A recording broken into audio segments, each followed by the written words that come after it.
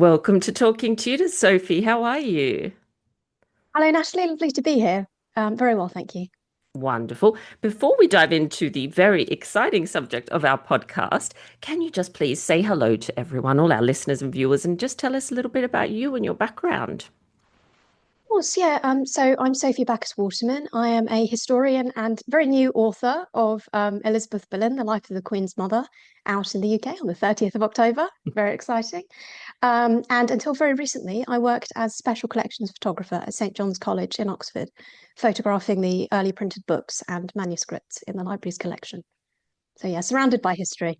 Wonderful. Absolutely wonderful. And for our viewers that are watching us, do you want to do a little show and tell of your book there? Because I know you've Yes, got it. it is just off screen. Here it is. Yes, very exciting. I've only seen it. It arrived, gosh, just a couple of days ago. So still can't quite believe that I'm holding it. And here it is. Yeah, Oh, very it's exciting. beautiful. As I was saying to you Mm, off air, it's absolutely a stunning, really striking cover. So I'm so thank you. excited that it's almost out in the world. And Yes. so when did you first, Sophie, become interested in the life of Elizabeth Boleyn? And now that you've spent some time with her, what makes her such a fascinating subject? I became interested because there's so little, right? I think one of the kind of repeated things that people have said since I started doing the research and since it sort of became public and, particularly with the book on its way out, people have said, oh, she's such a shadowy figure. And there were these references at the beginning of biographies about Anne that her mother worked in the household of Catherine of Aragon. There are sort of fleeting references to Elizabeth throughout biographies of Anne. She barely appears in media depictions. So I really thought, like, is there more to say? Can we say more? Why is she so difficult to find in the sources? Why does she never appear in media depictions? Where is she? So that was really what kind of got me started on this project. Is it possible to know more? Have we been missing a side of the Boleyn story? Yeah, could somebody kind of find her? And I think that was what made Elizabeth so fascinating because she was almost a blank slate, at least when I started. You know, finding direct references to her in primary sources was particularly difficult. Um, Trying to figure out what kind of person she might have been, her feelings and her actions. What do her actions say about how she might have felt about the situation she found herself in? And through spending this time with her, I came to know a woman who I think had a lot more agency and was a lot more headstrong and certainly involved in political machinations at court than we have perhaps allowed. So that's why she was fascinating.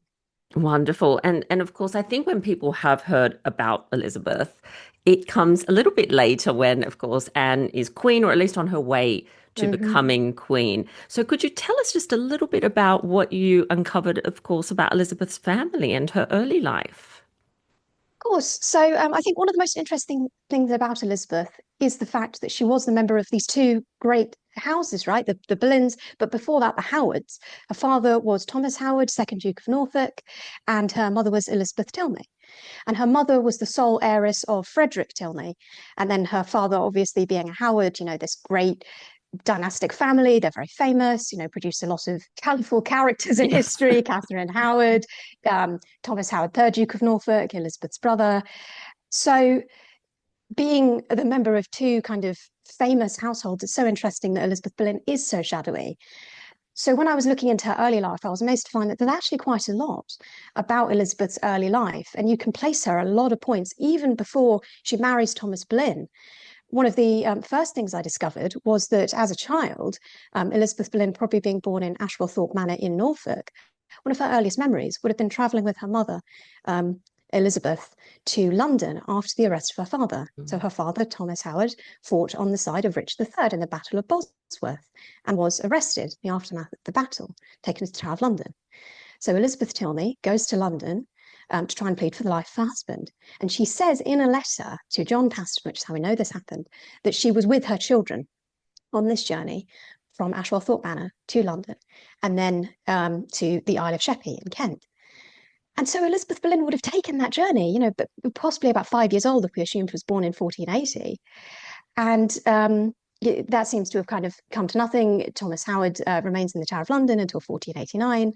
Elizabeth Boleyn and the rest of her family go back to Ashwellthorpe Manor. but that's just such an interesting start. What a kind of early start to your life to have that loss of your father, and to kind of grow up learning that everything could change on a dime for a family even as powerful as the Howard, with this change in the monarchy from Richard III to Henry VII. And then when Thomas Howard, second Duke of Norfolk, is removed from the Tower of London, when he's finally freed in 1489, he goes to Yorkshire and takes his family with him. Elizabeth Boleyn would have spent her teenage years in Sheriff Hutton Castle in Yorkshire. And so there, you've got her teenage years spent up in Yorkshire, away from court, away from kind of the bustle of London. And there she would have spent the majority of her young life.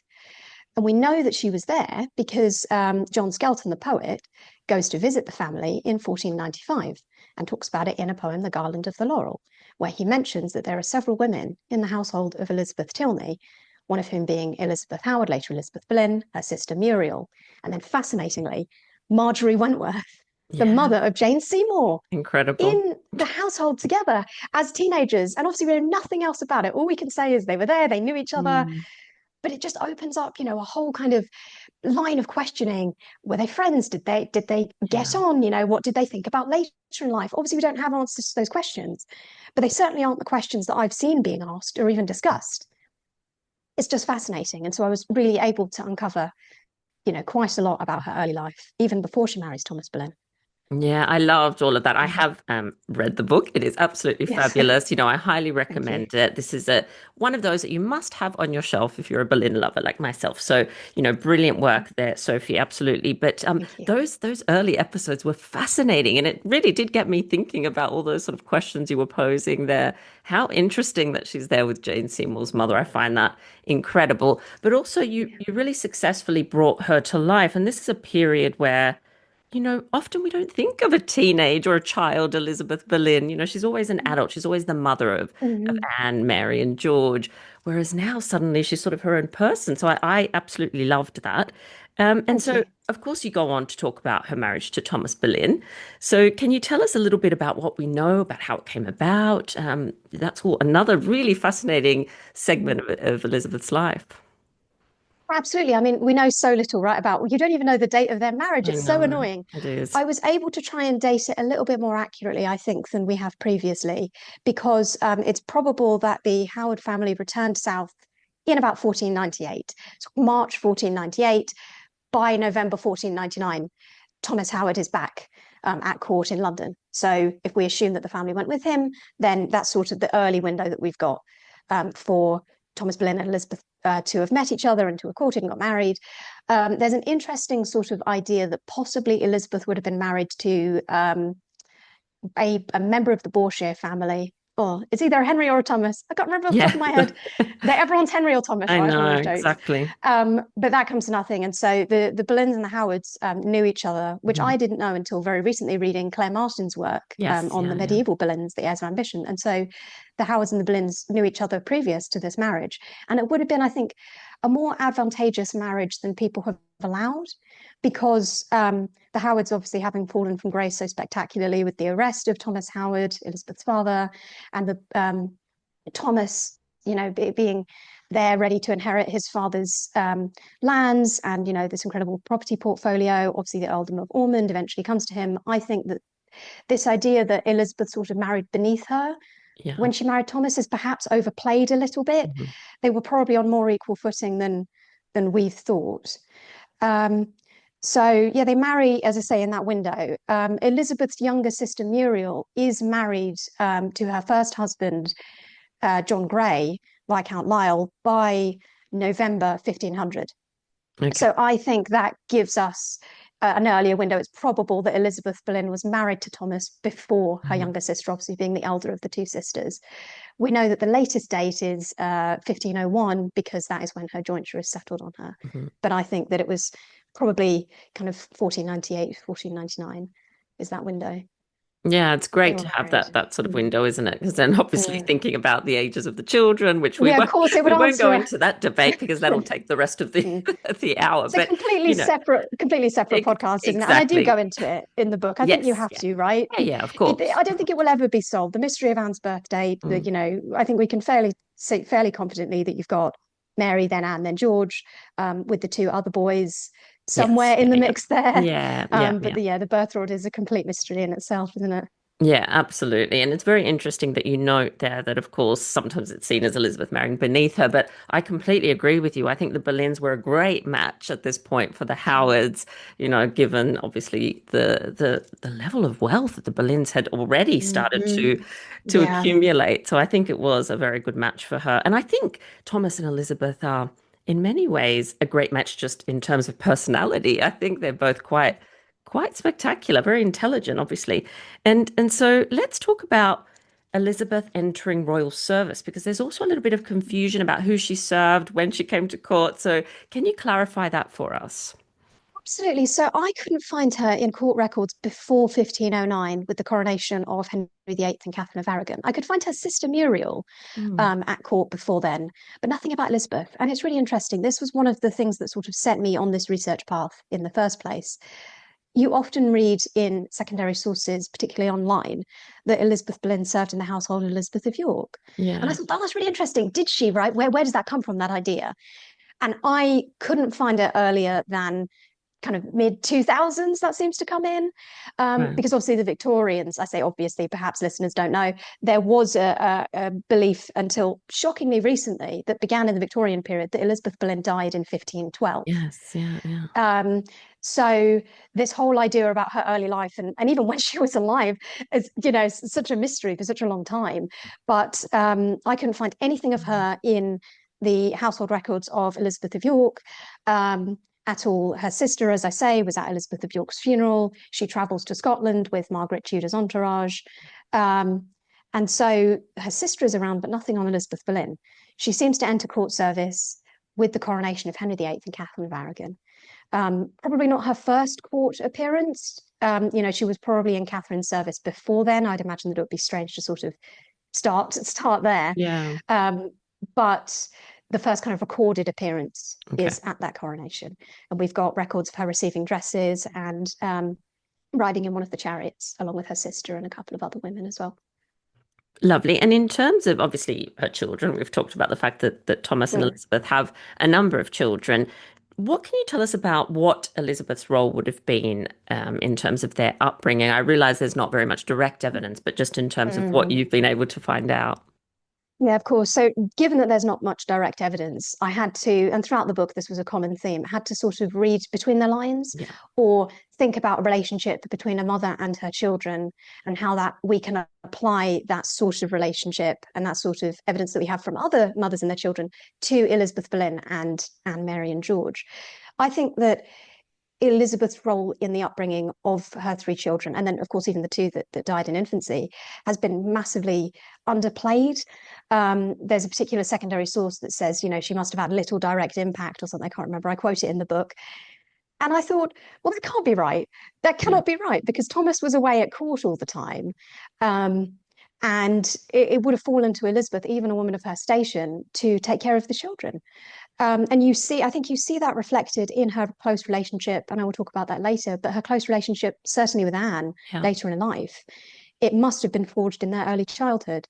As a medieval, early modern mother, Elizabeth would have been involved in, teaching the children to read.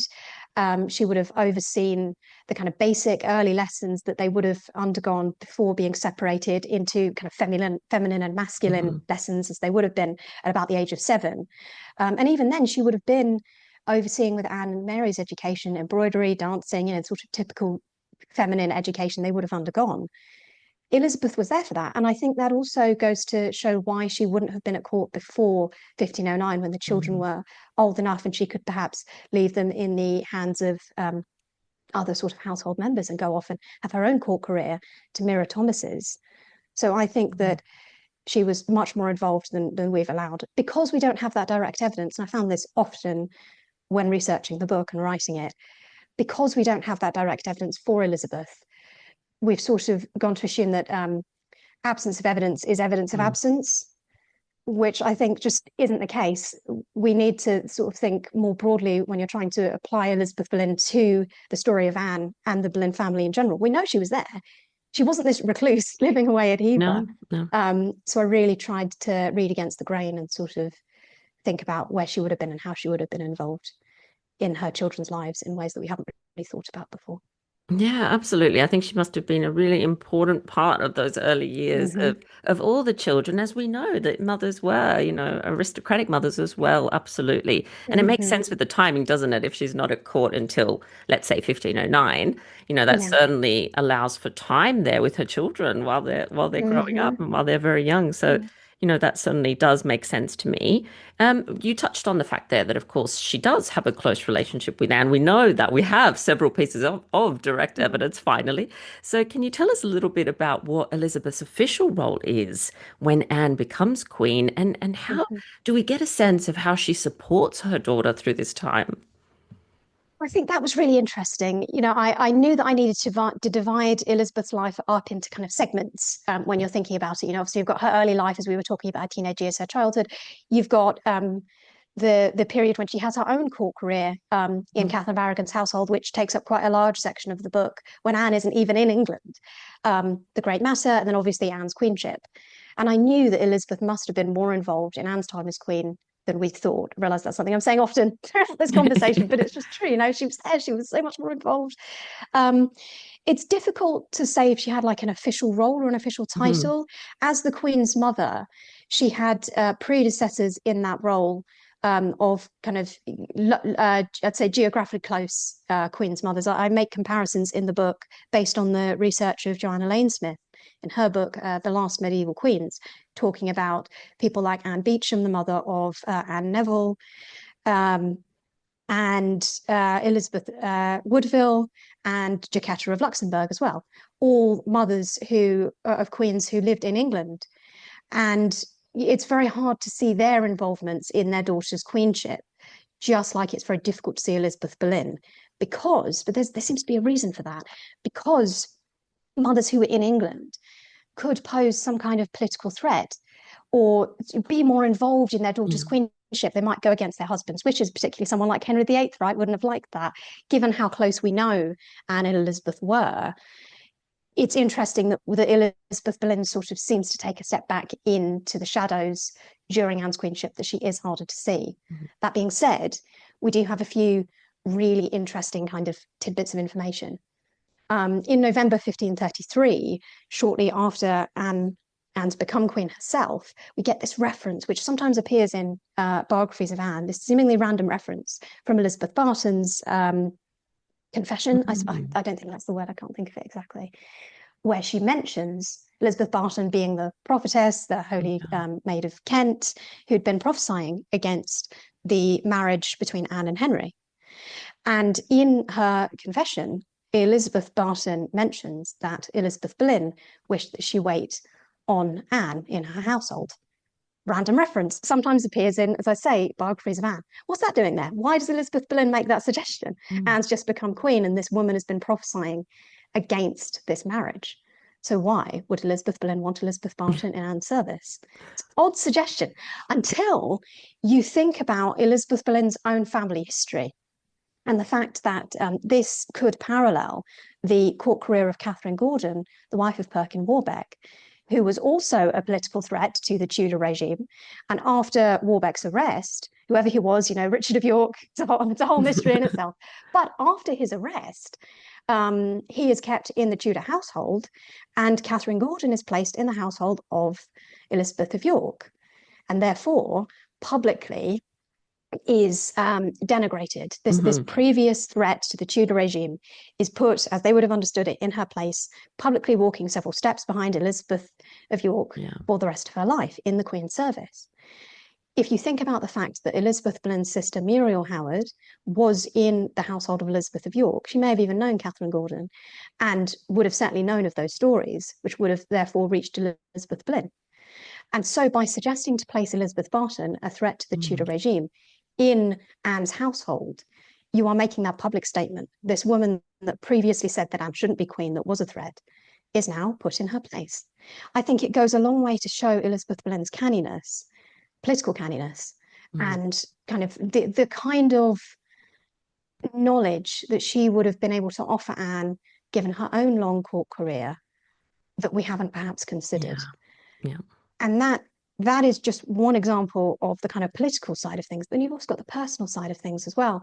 Anne's queenship was so controversial. She'd gone through such a long and dreadful path to get there that she would have relied on her mother in ways that haven't survived in records. You know, because we don't have those kinds of personal letters, we've got barely any from Anne and certainly none from Elizabeth.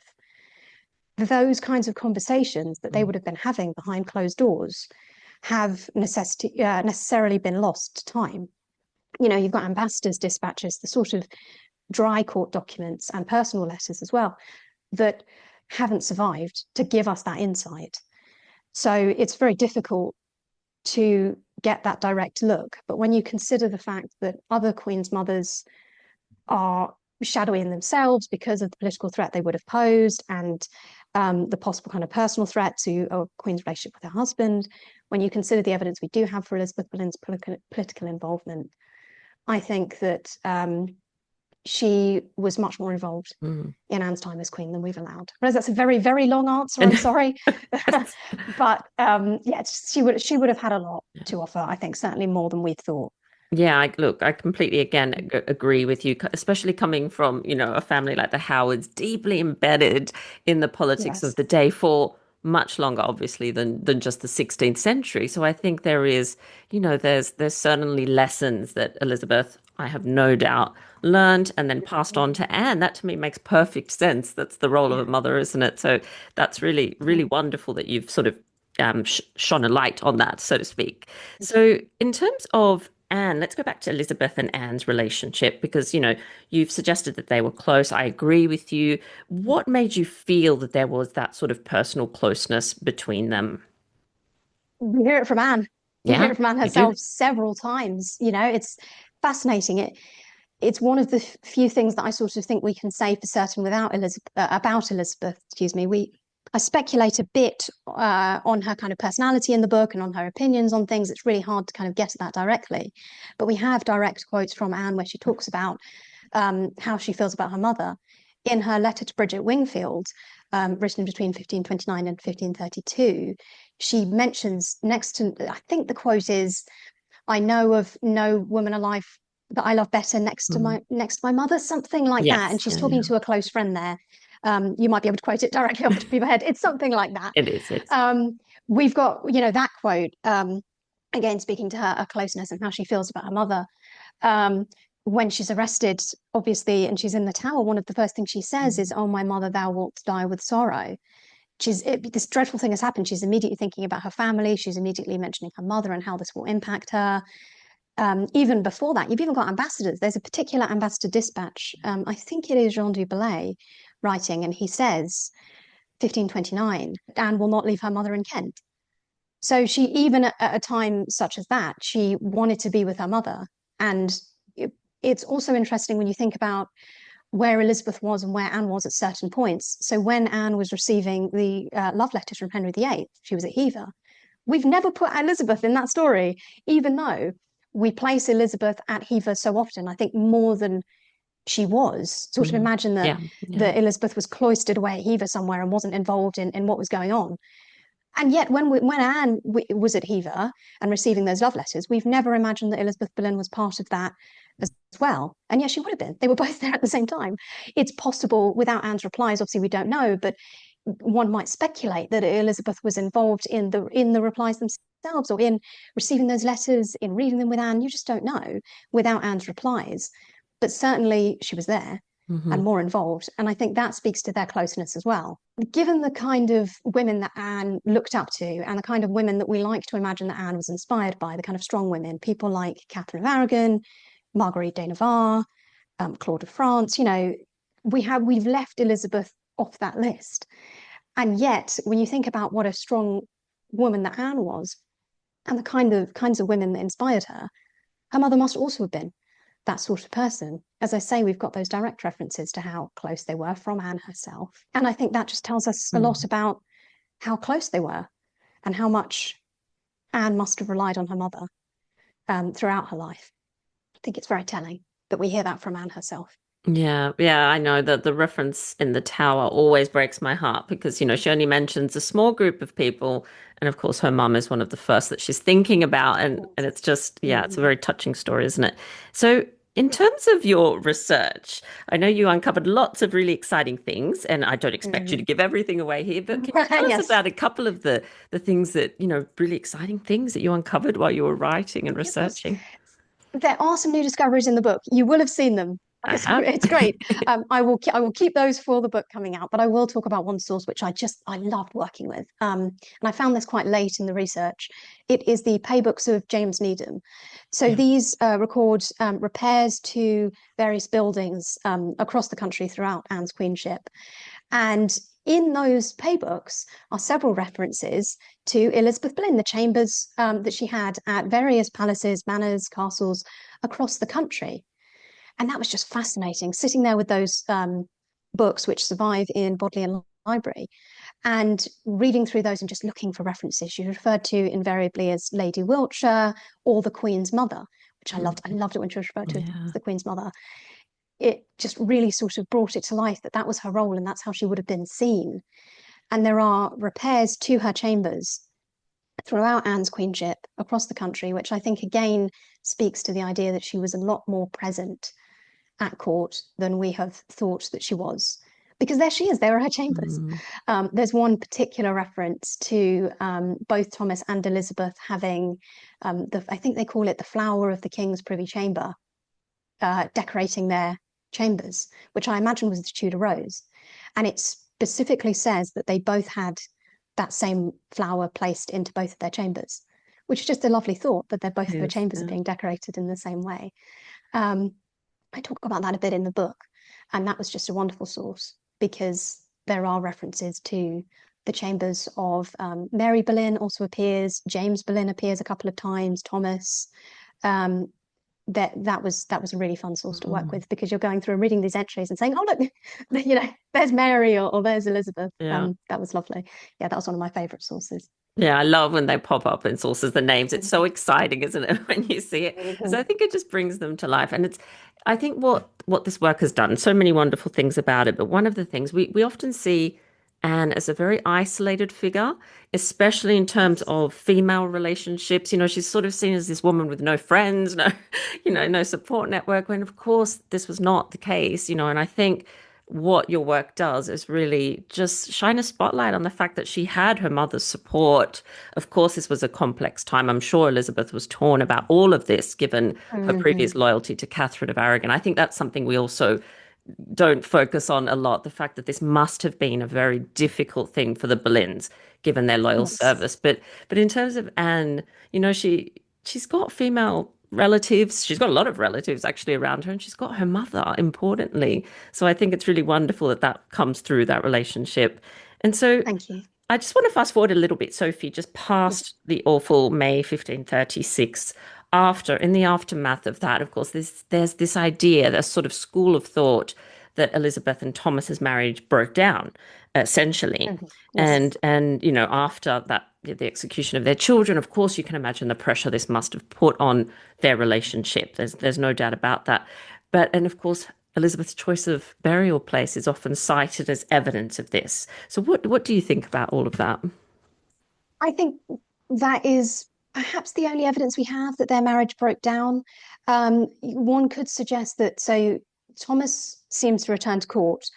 Oh, well, he does return to Yeah. court after the deaths of his children, and it has been suggested that Elizabeth did as well. I couldn't find any evidence that she did. All of the references that are cited as evidence of Thomas and Elizabeth returning to court are either just references to Thomas. There's one in particular where I think it's Thomas Heneage's writing, and he says, "If I see my Lady Wiltshire," and this is post 1536. And that has been cited as evidence that Elizabeth returned to Mm. court. But he's saying if, not when. So I thought that was interesting, and you could read it either way. It could be seen that because Thomas returned to court and Elizabeth didn't, perhaps there was some kind of strain on their relationship, perhaps there was a split there. Or it could equally be that there was no place for Elizabeth Boleyn at court as there was for Thomas as a peer of the realm. He sort of had to return, but there was no place for Elizabeth Boleyn in certainly Jane Seymour's household. What was she going to do there? So I think that she didn't need to return to court and therefore didn't. That could suggest that because there was that physical split, perhaps there was some sort of emotional split. But I think the main piece of evidence that people use to suggest that there was a divide between Thomas and Elizabeth, as you say, is the burial place. Elizabeth being buried at St. Mary's Church and Thomas being buried in Hever. What's that about, really? Yeah. Why weren't they buried together? I think that it's very easily explained, not necessarily by a split in the marriage, but by the fact that where Elizabeth was buried was already a Howard family chapel. It was. She was following several members of the family there who were buried, including her own sister Muriel, who'd been buried there in 1512. So early 1513, one or the other. So I think that was why Elizabeth was buried there. It was already a place for Howard women to be memorialized. Nicola Clark has done some wonderful research on this, on the Howard women as well, and their place of burial. I think that goes a long way to explain why Elizabeth Boleyn was buried there. The other thing is that she died very nearby, at the Abbot of Reading's place, which was just a short distance away. Possibly, we don't know what she died of, but possibly it was, in fact, certainly it would have been easier not to transport her body all the way back to Kent. And have her buried at Hever. It makes much more sense to keep her local and bury her in the Howard family chapel. I think that is why. And likewise, Thomas dying at Hever explains why he was buried there as well. It's simply convenience. We've read, I think, emotional depth into that, probably for a lack of evidence. It's interesting to imagine they had a split, right? And we don't know how they coped after the deaths of their children. We have such little evidence at all. That I think explains why we've suggested that perhaps they did. But I think that both of their burial places are explainable.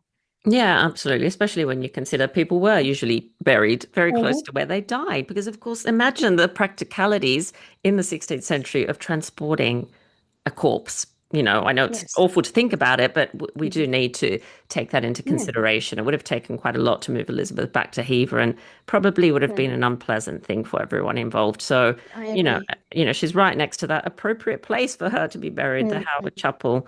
So that's really interesting. And just, Sophie, in terms of Elizabeth, the woman, you have, as I've said, you've certainly, she's much more three-dimensional. You've brought her to life in this book, but you spent a lot of time with her specifically during your research and your writing. Can you sum up for us the woman that you feel you've come to know in that period? I think that she was much more strong-willed and politically savvy and involved than we have allowed. We cited just some of the evidence that I talk about in the book for that involvement. I think that she must have been a headstrong woman with a lot more agency than we have given her.